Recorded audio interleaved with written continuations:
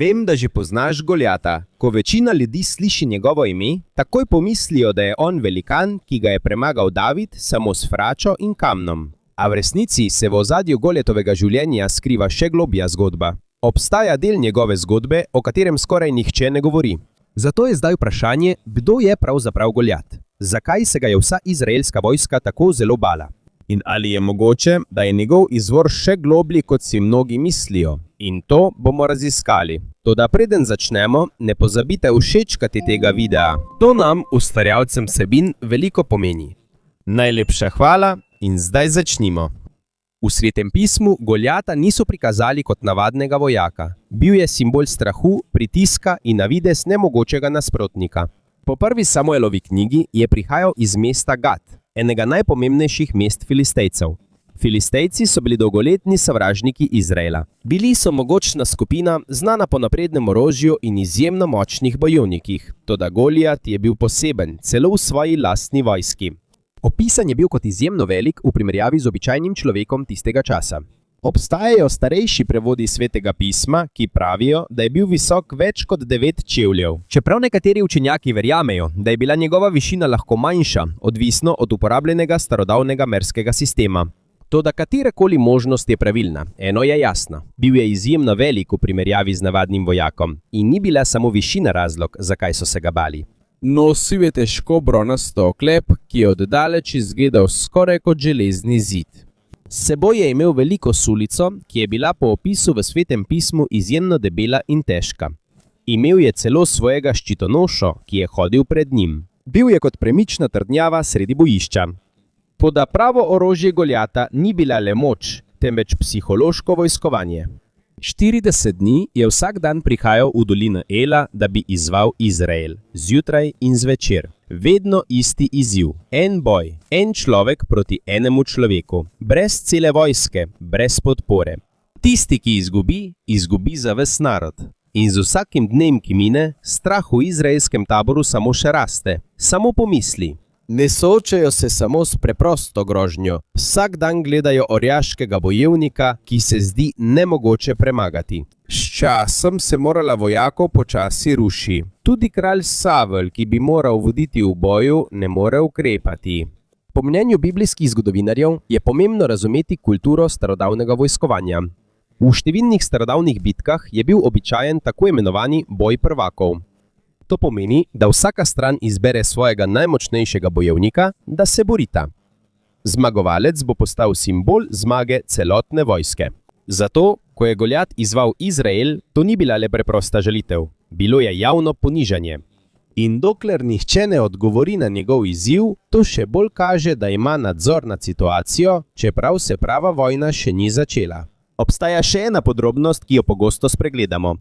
Dolina Ela je bila v tistem času strateška lokacija med ozemljem Izraela in Filistejcev. To pomeni, da ni naključje, da je do napetosti prišlo prav tam. Če bi bil Izrael poražen, bi Filistejcem to olajšalo pot za napad in zavzetje dela njihove dežele. Zato za vojake takrat ni bilo ogroženo le njihovo lastno življenje, ampak tudi prihodnost njihovega naroda. In tukaj postane Goljat še bolj skrivnosten. V nekaterih delih Stare zaveze se zdi, kot da ni bil sam. V drugih vrsticah iz Samuelove in kroniške knjige so omenjeni še drugi velikanski bojevniki, ki so prav tako povezani z Gat. Goljat naj bi imel brate, ki so bili prav tako veliki in močni kot on. Zaradi tega nekateri biblični učenjaki verjamejo, da je morda pripadal preostali rasi velikanov, ki so bili omenjeni v starejših delih svetih spisov. Vendar je pomembno povedati, da je o tem veliko razprav. Niso vsi učenjaki enakega mnenja glede razlage. Nekateri verjamejo, da so bili dobesedno velikani, medtem ko drugi pravijo, da je bil opis morda pretiran in je služil kot simbol njihove izjemne moči in nevarnosti njihove vojske. Kljub temu je iz svetopisemske pripovedi jasno, da je imel Goljat poseben sloves. Ni bil zgolj navaden vojak. Bil je človek, ki je lahko ustavil celo vojsko, ne da bi se sploh boril. In tukaj pride najpomembnejši del zgodbe. Medtem ko so izurjeni izraelski vojaki drhteli, je na bojišče prišel mlad pastir. Ni prišel, da bi se bojeval. Prinesel je samo hrano za svoje brate. Toda ob prihodu je videl nekaj, kar so vsi dolgo skrivali – strah. Medtem ko so drugi gledali na velikost Goljata, je David videl nekaj drugega. Ni videl nemogočega nasprotnika, videl je le še enega človeka. In to je bila velika prelomnica v zgodbi. Kajti včasih se največji boj ne začne z mečem ali oklepom, začne se v človekovih mislih. V trenutku, ko je ves Izrael verjel, da je zmaga nemogoča, so bili tam resnično poraženi, čeprav so bili še živi. Goljat ni bil le velikan Filistejcev, bil je poosebljenje strahu, ki je počasi požiral samozavest celega naroda. Kljub temu, čim dlje je naraščala napetost v dolini Ela, bolj nemogoča se je zdela situacija za Izrael. Ne zato, ker bi imeli več sovražnikov, tudi ne zato, ker bi jim primanjkovalo orožja, ampak zaradi enega človeka. Goljat je postal živi simbol poraza, še preden se je pravi boj sploh začel. Vsakič, ko je stopil iz vrst Filistejcev, se je pogum izraelskih vojakov takoj izgubil. Bil je kot problem, ki ga ni bilo mogoče rešiti na običajen način. In 40 dni se ni nič spremenilo. Isti izziv, ista tišina, isti strah. In nato se pojavi David. Pravzaprav na prvi pogled ni imel nobene značilnosti bojevnika. Bil je mlad, brez oklepa, brez vojaških izkušenj, s katerimi bi se lahko pohvalil. Ko je prišel na bojišče, je slišal krik Goljata. Iste žalitve, ki so jih poslušali že tedne. In tam se je zgodilo nekaj nenavadnega. Medtem ko so se drugi ljudje že navadili na strah, je bil David presenečen, zakaj nihče ne odgovori. Zanj ni bilo normalno, da se dovoljuje, da se narod Izraela znova in znova izziva in žali, ne da bi kdo stopil v bran. Po mnenju svetopisemskih učenjakov je pomembno razumeti, da je imel David drugačen pogled kot vojaki okoli njega. Večina jih je gledala na velikost Goljata. Toda David je gledal na nekaj večjega, njegova vera v Boga. Zato, medtem ko so izurjeni vojaki drhteli, je mlad pastir prostovoljno stopil naprej, da se sooči z najnevarnejšim bojevnikom Filistejcev. Ko je novica prišla do kralja Savla, je takoj poklical Davida. Toda očitno je dvomil vanj. Kako bi sploh lahko dovolil, da se otrok brez oklepa bori proti velikanu, ki je bil izurjen za vojno že od otroštva? Kljub temu ni nihče drug ni hotel stopiti pred Goljata, zato je na koncu Savel privolil. Dal je Davidu svoj oklep in čelado. Morda je mislil, da bo tako vsaj nekoliko povečal njegove možnosti za preživetje. Toda, ko si je David to nadel, je takoj začutil, da to ni zanj. Bilo je težko, ni se mogel pravilno gibati. In tukaj je bitka postala nenavadna. Medtem ko so vsi zaupali v meč, oklep in moč, se je David odločil za drugačen pristop. Slekel je oklep. Vzel je svojo palico, fračo in 5 gladkih kamnov iz potoka. Za druge ljudi je to izgledalo kot samomor. Na eni strani je stal orjaški bojevnik, oblečen v bronasti oklep in oborožen z ogromnim sulico. Na drugi strani pa je bil mlad pastir, skoraj brez zaščite. Vendar pa po mnenju nekaterih zgodovinarjev, frača, ki jo je uporabljal David, ni bila preprosta igrača. V starih časih so izurjeni metalci s fračo lahko izstrelili kamen z izjemno hitrostjo, ki je bila skoraj enaka moči sodobne pištole. Če bi ta kamen zadel človeka v glavo, bi ga lahko takoj ubil. To pomeni, da je imel David, čeprav se je zdel v slabšem položaju, pri sebi orožje, ki je bilo bolj nevarno, kot si je večina mislila. Ko ga je Goljat zagledal, se je takoj zasmejal. Za velikana je bilo to, kar je Izrael poslal, žalitev. Namesto izkušenega bojevnika se mu je zoperstavil mlad pastir. Po prvi Samuelovi knjigi ga je Goljat celo preklel in se norčeval iz njegovega videza. V očeh velikana je bil boj končan, še preden se je sploh začel. A David je na dogajanje gledal drugače. Zanj to ni bil le boj med dvema človekoma. To je bil boj zaupanja, vere in poguma. Zato je še pred začetkom boja jasno povedal, da se ne bori samo z mečem ali sulico, ampak v imenu Gospoda Izraela. In na to je David hitro ukrepal. Medtem ko se je Goljat približeval, je David vzel kamen, ga dal v fračo in ga hitro zavrtel. V trenutku ga je izpustil in takrat se je vse spremenilo. Kamen je zadel Goljata naravnost v čelo, enega redkih delov njegovega telesa, ki ni bil prekrit z oklepom. Velikan se je nenadoma ustavil in pred obema vojskama padel na tla. In ko je padel, se je zdelo, kot da je strah, ki je dolgo časa obdajal Izrael, prav tako izginil. V 40 dneh je en sam človek obvladoval misli celotne vojske. Toda v le nekaj sekundah je izginila podoba nepremagljivega nasprotnika na drugi strani. Ko je Goljat padel, David ni takoj proslavljal. Ni bilo dolgega praznovanja, ni bilo vzklikov zmage z njegove strani. Namesto tega je hitro pristopil k velikanu in ozil njegov meč, da bi dokončno končal boj. In prav v tistem trenutku se je celotno bojišče spremenilo. Ne zato, ker bi Izrael imel novo strategijo, ne zato, ker bi prišle okrepitve, ampak zato, ker se je nekaj zlomilo v mislih obeh vojsk. Na strani Filistejcev je bilo takoj jasno, kaj so videli. Bojevnik, za katerega so mislili, da ga ni mogoče premagati, je ležal na tleh. Oseba, ki je bila simbol njihove moči, je izginila. In ko pade simbol, pogosto sledi celoten sistem. Ljudje so se nenadoma spremenili, strah je spremenil smer. Prej je bil Izrael tisti, ki se je bal, zdaj pa so Filistejci tisti, ki so v paniki. Po prvi Samuelovi knjigi so začeli bežati nazaj v svoje mesta, medtem ko jih je izraelska vojska zasledovala. Isti vojaki, ki se te dni niso mogli premakniti zaradi strahu, so zdaj nenadoma postali pogumni. In tukaj se zgodba o Goljatu še bolj poglobi. Kajti za mnoge biblijske učenjake, to, kar se je zgodilo v dolini Ela, ni bil le preprost poraz enega bojevnika. To je lahko tudi simbol padca starejšega strahu, ki je že dolgo obdajal ljudi v regiji. V Svetem pismu je Goljat večkrat povezan z mestom Gat. In po nekaterih delih Stare zaveze je Gat znan kot kraj, kjer so v starih časih živeli nekateri velikanski bojevniki. Tukaj pride v igro eden najbolj skrivnostnih delov zgodbe, Refaimi. V različnih delih svetih spisov je ta skupina omenjena kot ljudje z nenavadno velikostjo in močjo. Nekateri prevodi uporabljajo besedo velikani, medtem ko nekateri učenjaki pravijo, da se to morda nanaša na starodavno pleme visokih in silovitih bojevnikov. Pomembno je povedati, da je o tem veliko razprav. Do danes zgodovinarji in teologi še vedno nimajo enotne razlage. Nekateri dobesedno verjamejo v velikane, medtem ko drugi menijo, da je to del simboličnega jezika starodavnih besedil, vendar so interpretacije kljub temu različne. Jasno je, da imajo ljudje povezani z Gat poseben ugled.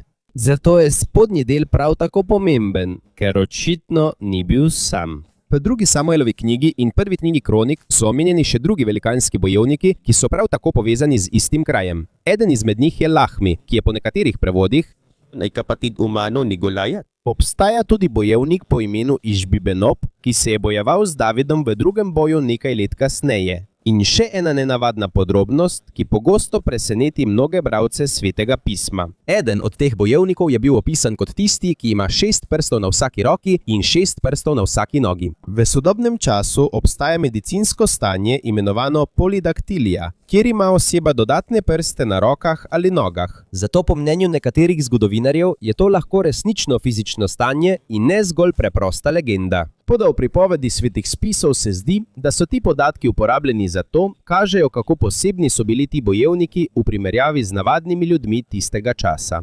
In ko združimo vse te podrobnosti, postane pomen boja med Davidom in Goljatom še večji. To ni več preprosta zgodba o malem proti velikemu. Za mnoge, ki preučujejo Biblijo, je to prelomnica, kjer vpliv orjaških bojevnikov, ki so dolgo časa vzbujali strah, postopoma izginja. In morda je to razlog, zakaj je še danes zanimanje ljudi za zgodbo o Goljatu še vedno živo. Bolj ko ljudje preučujejo zgodbo o Goljatu, bolj postaja jasno, da ni preprosto osamljen lik v Bibliji. Zdi se, kot da je del daljše zgodovine bitk med Izraelom in orjaškimi bojevniki, ki se znova in znova pojavljajo v Stari zavezi.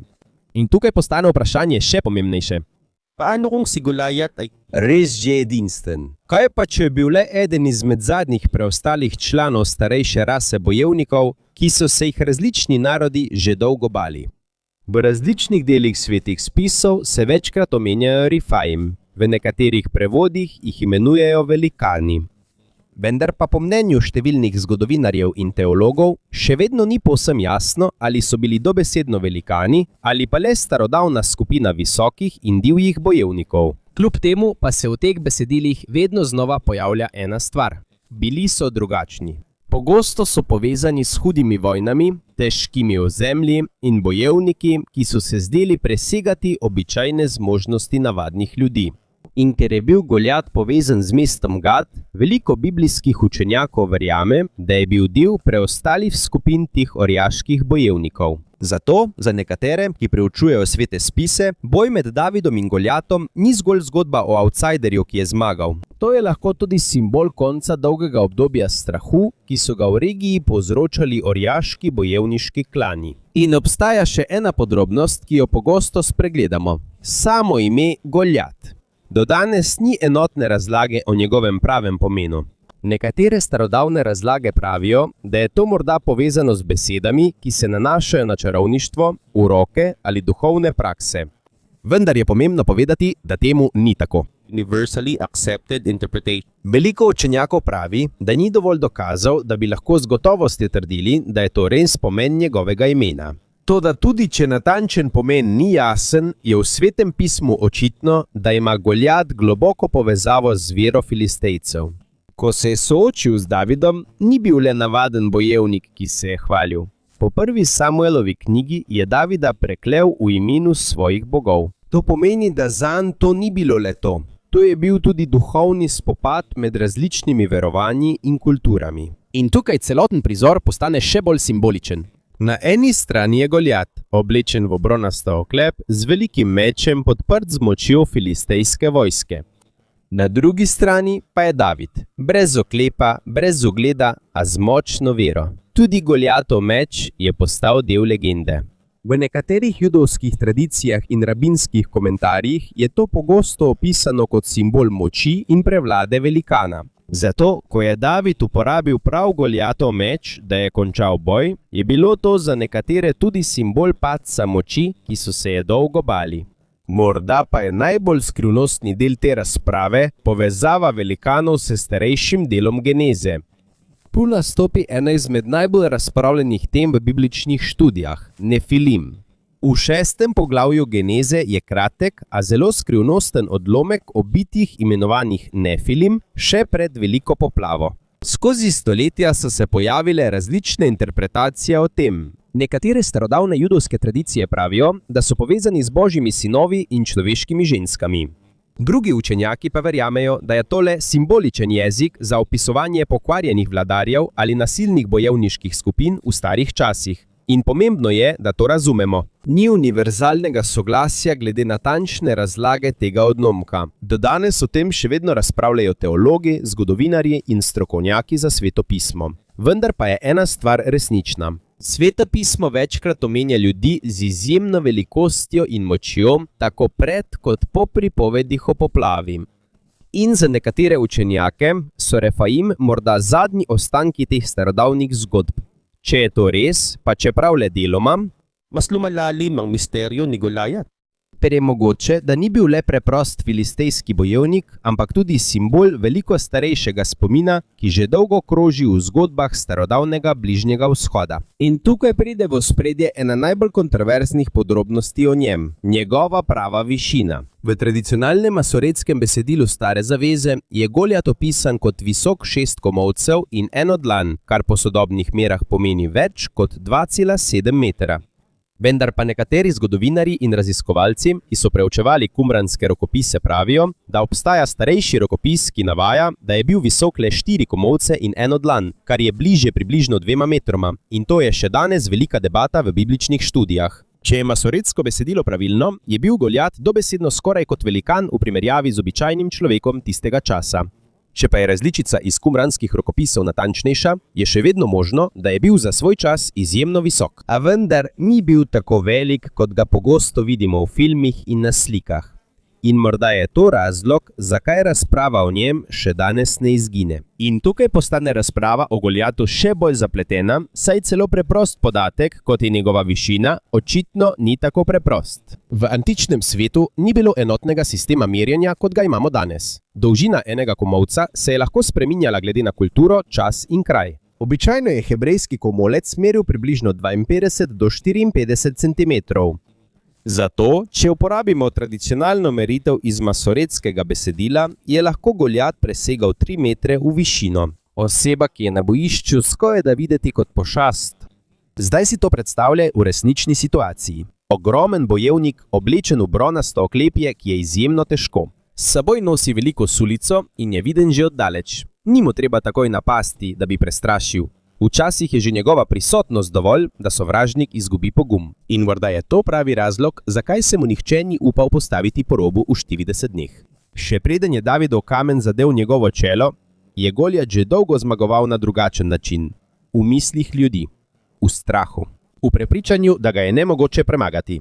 Toda ne glede na to, kako močan je bil, kako težak je bil njegov oklep ali kako strašen je bil njegov sloves, je vseeno padel. In tu nastopi najpomembnejši del celotne zgodbe. Ker skozi stoletja se boj med Davidom in Goljatom ni več obravnaval kot preprost zgodovinski dogodek. Postopoma je to postalo simbol nečesa globljega. Majhen proti velikemu, običajen proti na videz nemogočemu nasprotniku, vera proti strahu. Toda predtem obstaja še ena velika razprava, o kateri še danes razpravljajo biblijski strokovnjaki. Kakšna je bila pravzaprav resnična višina Goljata? V masoretskem besedilu, ki je postalo osnova za številne sodobne prevode Biblije, kot je različica kralja Jakoba, piše, da je bil Goljat visok 6 komolcev in 5.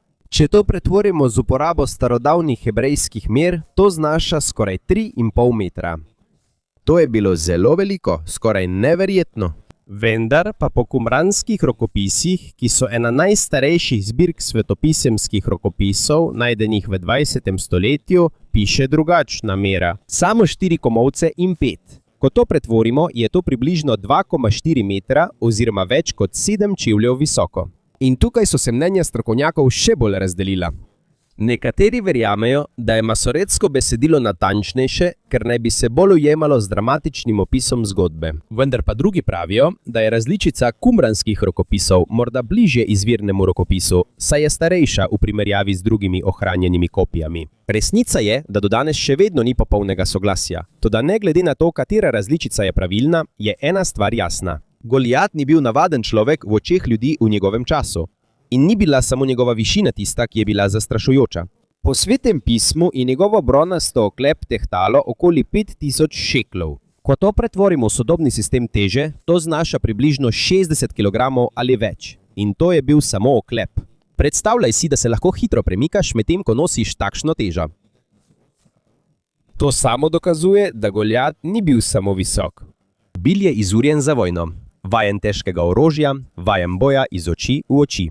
In ko to združiš še z drugimi orjaškimi bojevniki, omenjenimi v drugi Samuelovi knjigi in kronikah, postane skrivnost še večja. Ker je mogoče, da sploh ni bil najmočnejši med njimi, ampak le najbolj znan. In morda je to razlog, zakaj zanimanje ljudi za njegovo zgodbo ni nikoli izginilo.